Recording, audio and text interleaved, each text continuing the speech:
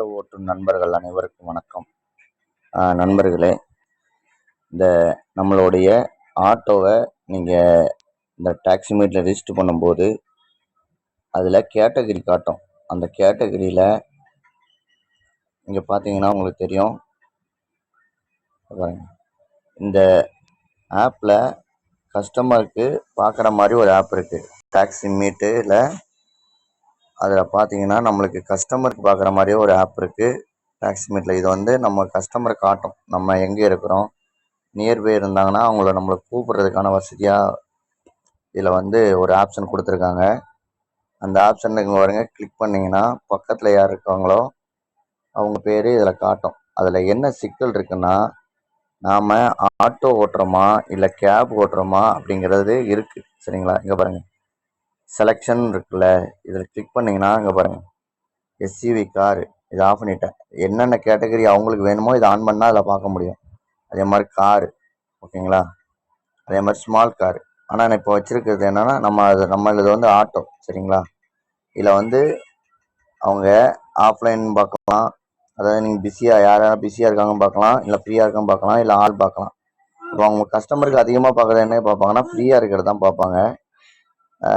ஃப்ரீயாக இருக்க பார்க்கும்போது லாஸ்ட் ஹவர் தான் அதிகமாக பார்ப்பாங்க. அதுக்கு என்ன பண்ணணும்னா, நம்ம வந்து அடிக்கடி உள்ள அந்த ஆப்புக்குள்ளே போய் அப்டேட் பண்ணிகிட்டே இருக்கணும். பார்த்தீங்களா? பாருங்க, லாஸ்ட்டு அப்டேட்டில் யாரும் இல்லை. இங்கே பாருங்க, இப்போ என்னோடது மட்டும் தான் லாஸ்ட்டாக நான் ரெஃப்ரெஷ் பண்ணியிருக்கேன். அதே மாதிரி எல்லாருமே ரெஃப்ரெஷ் பண்ணாதான் அவங்களுக்கு தெரியும் யார் யார் ரெஃப்ரெஷ் பண்ணுறாங்க. லாஸ்ட் ஹவருக்கு புக் பண்ணும்போது தான் நம்மளுக்கு கஸ்டமருக்கு வந்து கிளியராக தெரியுங்க.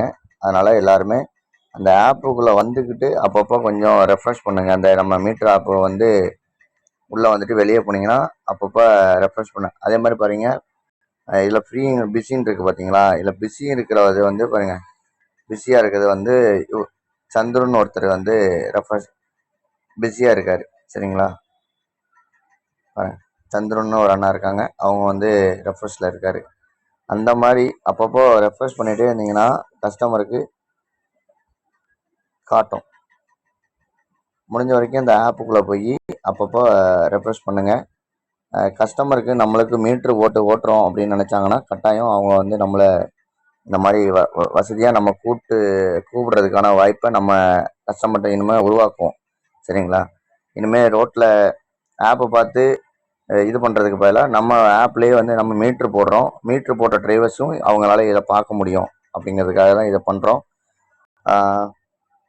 இது ஒரு விஷயம். இது வந்து ஆட்டோங்கிற சிம்பிள் இருக்கு இல்லையா, இந்த ஆட்டோங்கிற சிம்பிள் இருக்கவங்க மட்டும்தான் அதில் பண்ண முடியும். நம்ம ஆளுக்கு என்ன பண்ணுறாங்க, ஒரு சில பேர் லாகின் பண்ணும்போது தவறுதெல்லாம் என்ன பண்ணுறாங்க, இந்த பாருங்கள், நம்ம டிரைவர் அக்கௌண்ட்டில் உள்ளே போனீங்கன்னா இந்த பாருங்கள், இந்த கேட்டகரி இருக்கு இல்லையா, டாக்ஸி டைப்புன்னு இருக்கு இல்லையா, இந்த டாக்ஸி டைப்பில் கிளிக் பண்ணிங்கன்னா இந்த 3 வீலரை கிளிக் பண்ணணும். ஆனால் அதில் என்ன இருக்குன்னா, இங்கே பாருங்கள், இப்போ டாக்ஸி டைப்பில் நான் வந்து 3 வீலர் தான் வச்சுருக்கேன். இப்போ பாருங்கள், நான் கார் கொடுத்துட்டேன்னு வைங்களேன். பாருங்கள், கார் கொடுத்து அப்படின்னா இப்போ என்னோடய ஐடியில் பார்த்தீங்கன்னா உள்ள போய் அந்த 3 வீலரை பார்த்தீங்கன்னா காட்டாது. இப்போ சந்திரூது மட்டும்தான் காட்டுது பாருங்கள். அதே பாருங்கள், இப்போ நான் காருக்கு மாற்றிட்டேன்னா காருக்கு காட்டும். இப்போ பாருங்கள், இப்போ அந்த காரோடது யாரெல்லாம் வச்சுருக்காங்களோ அந்த இதுதான் காட்டும்.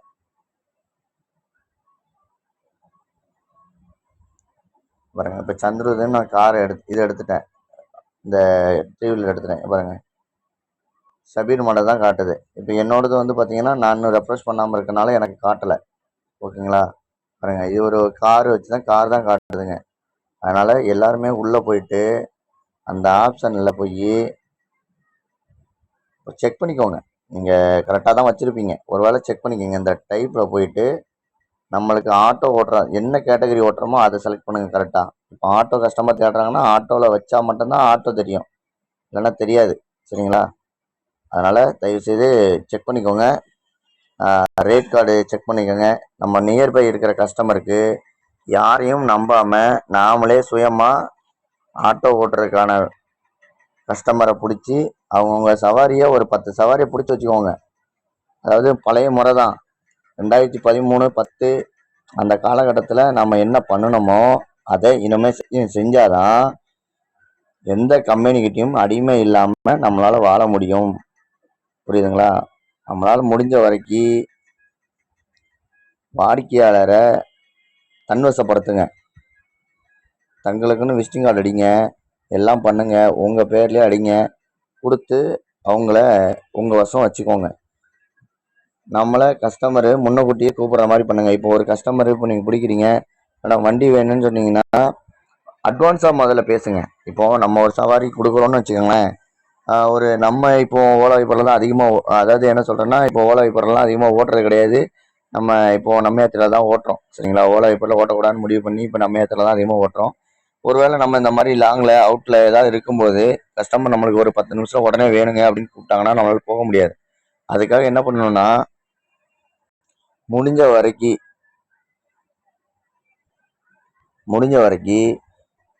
ஒரு மணி நேரம் குறைஞ்சபட்சம் கேளுங்க. இல்லை ஒரு நாளைக்கு முன்னாடி சொன்னா கூட பரவாயில்ல மேடம், இல்லை அட்லீஸ்ட் ஒரு மணி நேரத்துக்கு முன்னாடி சொன்னா கூட உங்களுக்கு நான் வரேன், வந்துடுறேன், அப்படி இல்லைன்னா என்னை சார்ந்து இருக்க நண்பர்கள் மீட்டர் போட்டு ஓட்டுறவங்க இருக்காங்க, அவங்கள அனுப்பிச்சி விட்றேன் அப்படின்னு சொல்லுங்க. வாடிக்கையாளருக்கு நீங்கள் ஒரு வாட்டி வண்டியை நீங்கள் கொடுத்துட்டீங்கன்னா அப்புறம் உங்களை தான் தேடி வருவாங்க.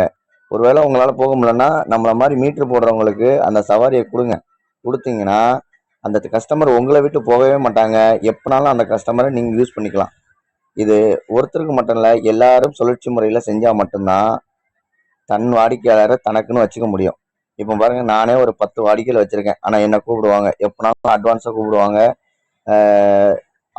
ரவுண்ட் ட்ரிப்பு கூப்பிடுவாங்க, ஒரு இடத்துக்கு போயிட்டு வந்து அங்கே வெயிட் பண்ணி திருப்பி அதே இடத்துல ஒன்று விடுறதுக்கு கூப்பிடுவாங்க. ஒரு மணி நேரம் 2 மணி நேரம் வெயிட் பண்ணாலும் கூட்டு விட்டு விடுவேன். அந்த மாதிரி நம்ம செஞ்சோன்னா நம்மளுக்கான பொருளாதாரம் உயரும். சரிங்களா? அதனால் பாருங்கள், நம்மளுக்கான வாடிக்கையாளர் நாம தான் உருவாக்கணும். நன்றிங்க.